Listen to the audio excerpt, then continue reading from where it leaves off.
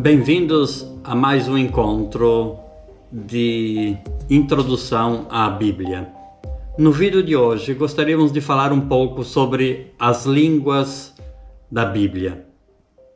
Nós hoje tomamos em mão a nossa versão da Bíblia e lemos tranquilamente em português. Nem sempre nos damos conta que no original a Bíblia não é em português, mas foi escrita em outras línguas muito diversas da nossa. A Bíblia fala 3 línguas: o hebraico, o aramaico e o grego. Quase todo o Antigo Testamento foi escrito em hebraico. Alguns livros do Antigo Testamento foram escritos em grego e partes de outros livros em aramaico. Em aramaico foram escritas partes de Daniel, partes de Esdras e outras frases. Encontramos 2 palavras em Gênesis 31 e uma frase em Jeremias 10, versículo 11. Em relação ao grego, se assumimos a lista mais ampla de livros bíblicos, se consideramos, digamos assim, os 7 livros deuterocanônicos que entraram no cânon num período mais tardio, então temos alguns livros também escritos em grego. 2 livros com certeza foram escritos em grego. Estamos falando de 2 Macabeus e o livro da Sabedoria, que é o último livro do Antigo Testamento a ser escrito.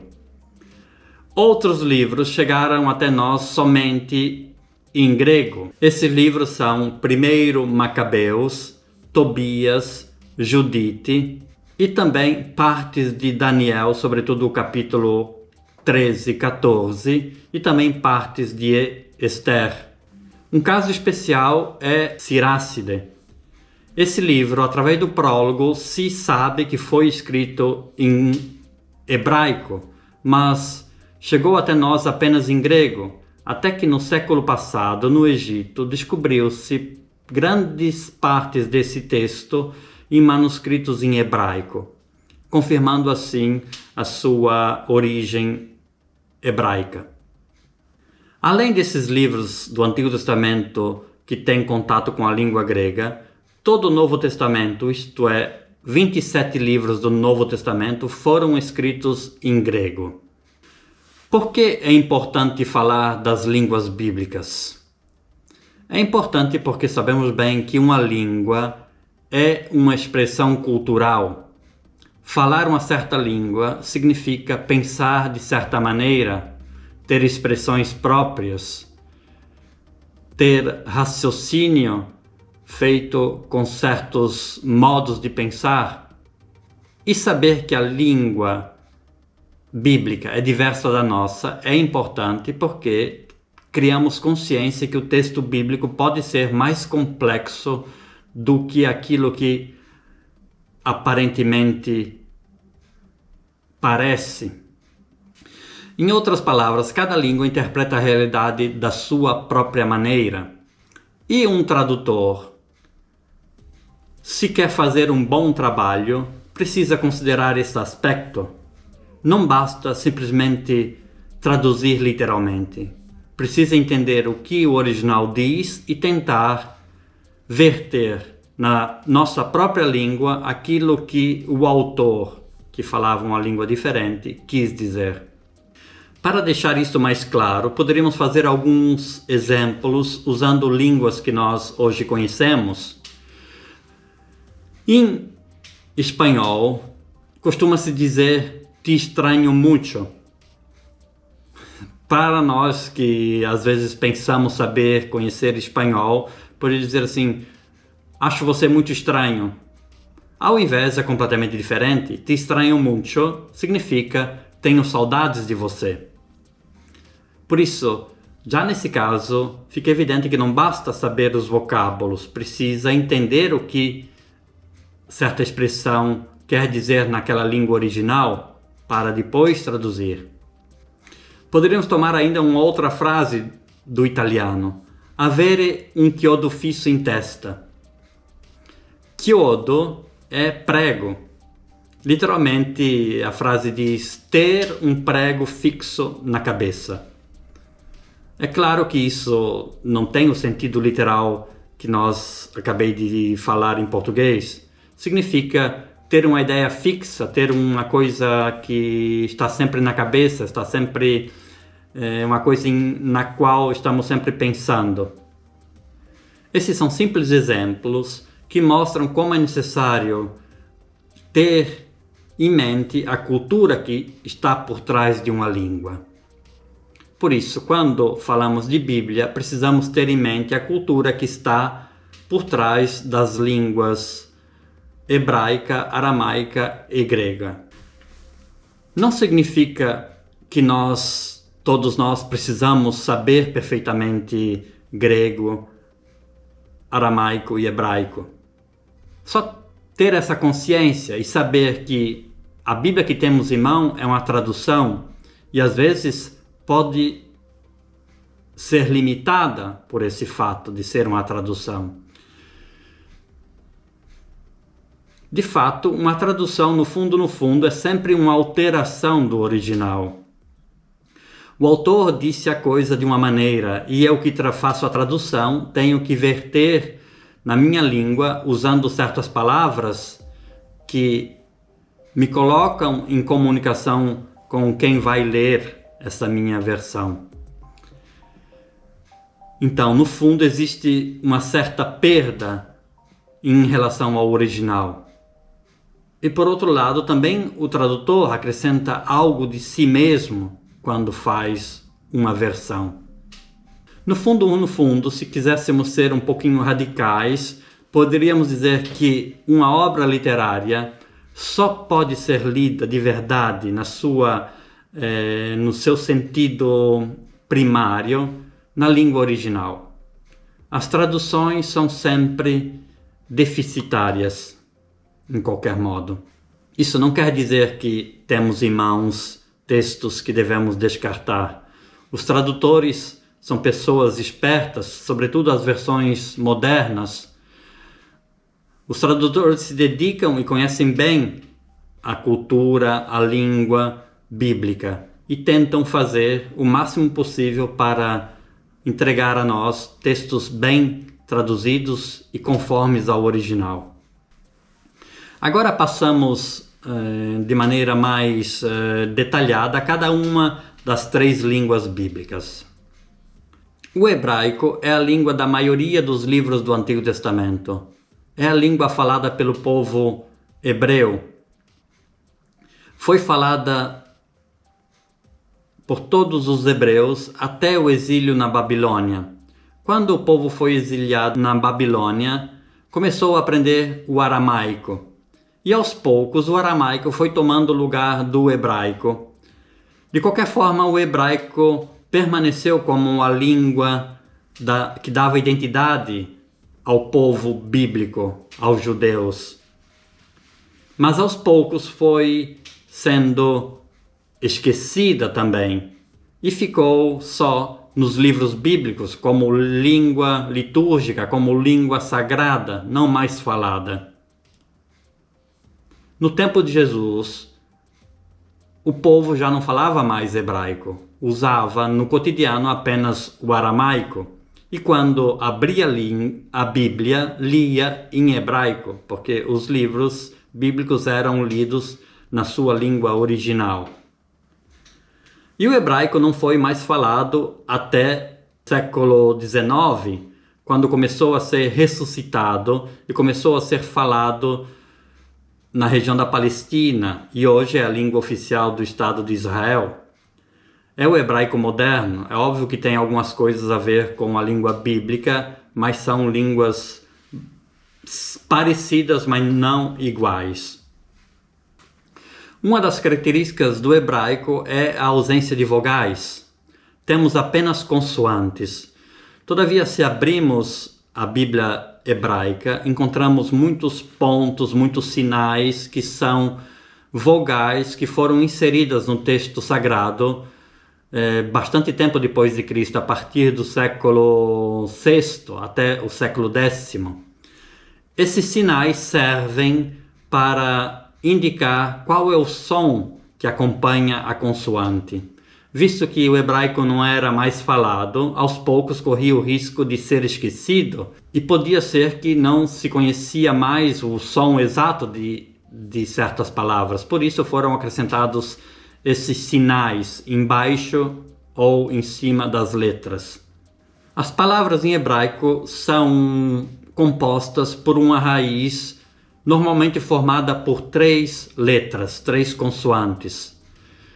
A essa raiz se acrescenta sufixos e prefixos, formando assim outras palavras.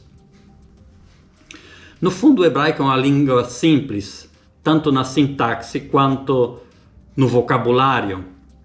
Muitas vezes o leitor tem que tentar adivinhar o sentido das frases.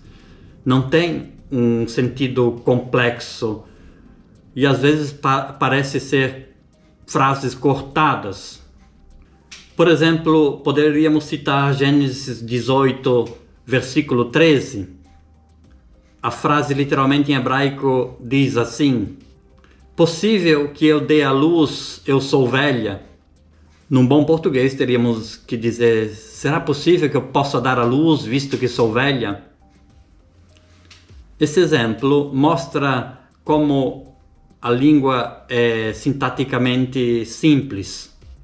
Outra característica do hebraico é que não existe superlativo. E para criar o superlativo se usa alguns recursos. Por exemplo, quando a Bíblia diz santo, santo, santo, no fundo está querendo usar um superlativo. Lendo santo, santo, santo, podemos em português entender santíssimo.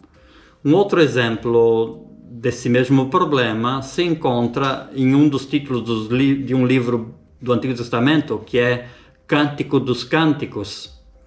No fundo, quando em hebraico se repete a palavra cântico, Cântico dos Cânticos, está dizendo o cântico mais bonito, o cântico por excelência.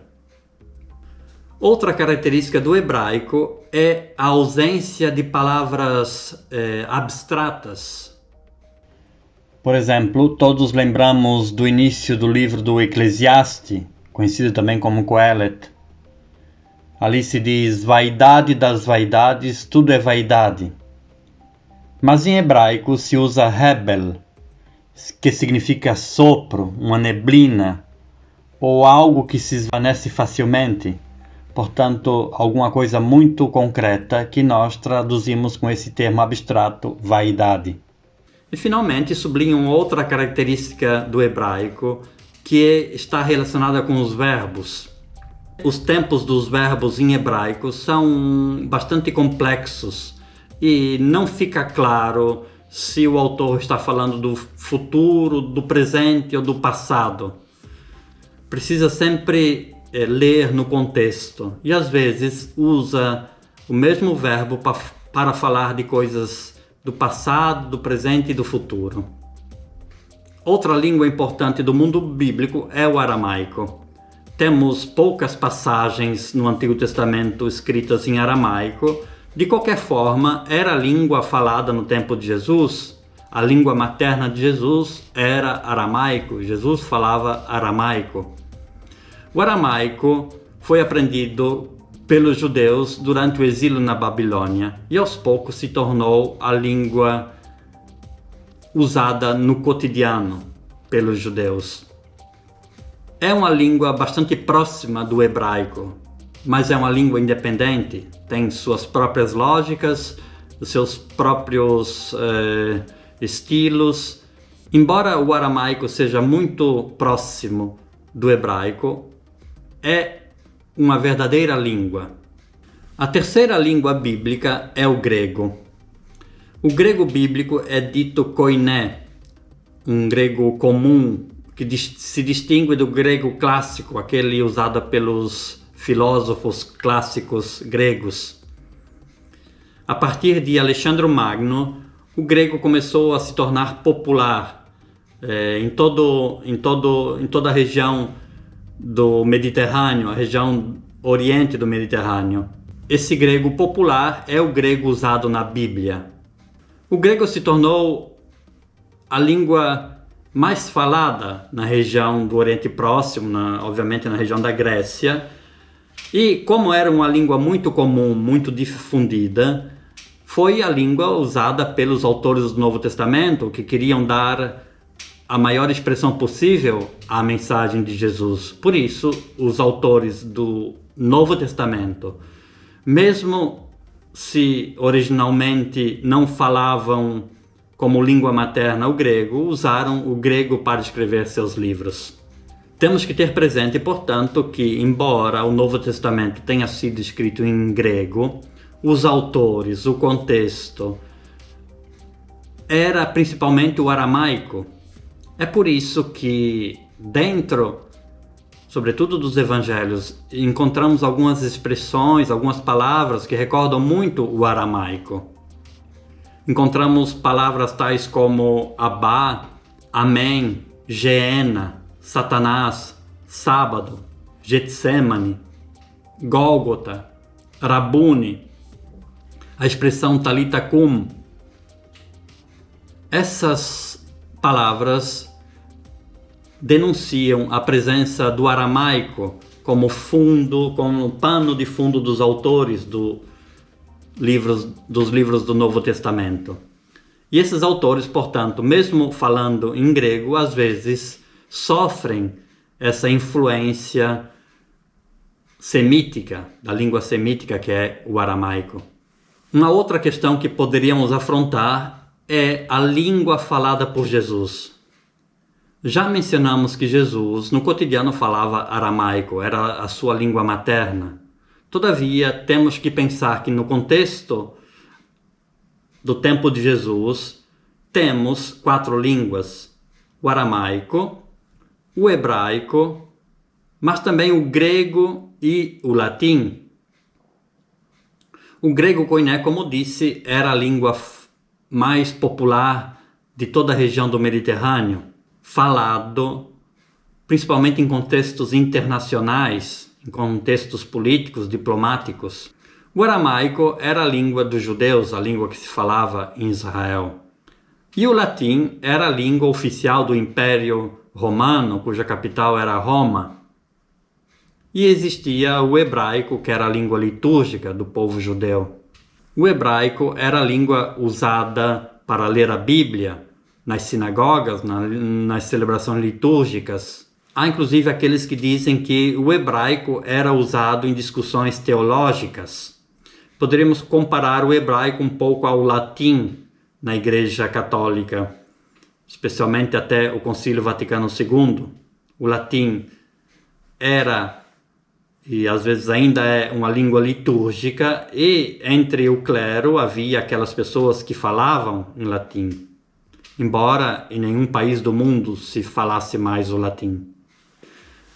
A pergunta que fica é saber se Jesus falava essas 4 línguas. Por exemplo, no momento do julgamento diante de Pilatos, com Pilatos, que língua ele falou? Teria falado grego?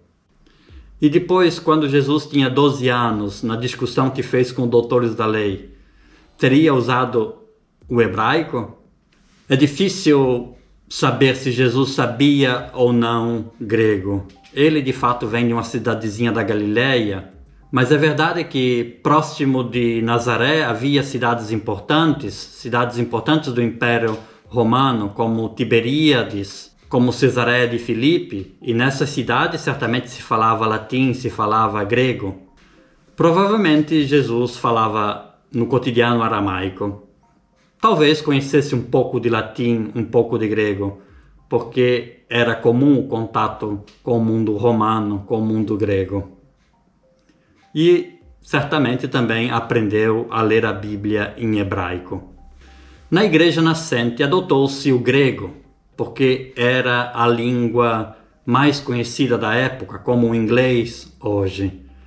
E querendo transmitir ao máximo de pessoas possíveis os cristãos começaram a usar o grego e tornou-se assim a língua da igreja.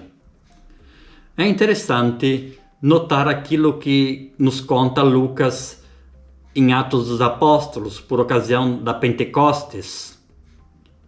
Lucas assim diz: entre nós há partos, medos e alamitas, gente da Mesopotâmia, da Judéia e da Capadócia, do Ponto e da Ásia, da Frígia e da Panfilha, do Egito e da região da Líbia, vizinha de Cirene.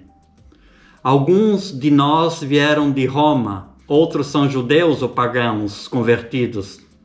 Também há cretenses e árabes. E cada um de nós, em sua própria língua, os ouve anunciar as maravilhas de Deus.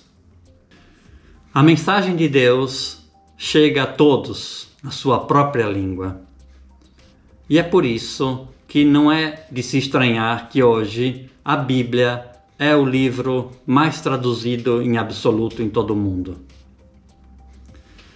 Muito obrigado por participar desse encontro. Contamos com a sua ajuda para difundir esse projeto e esperamos você no nosso próximo vídeo.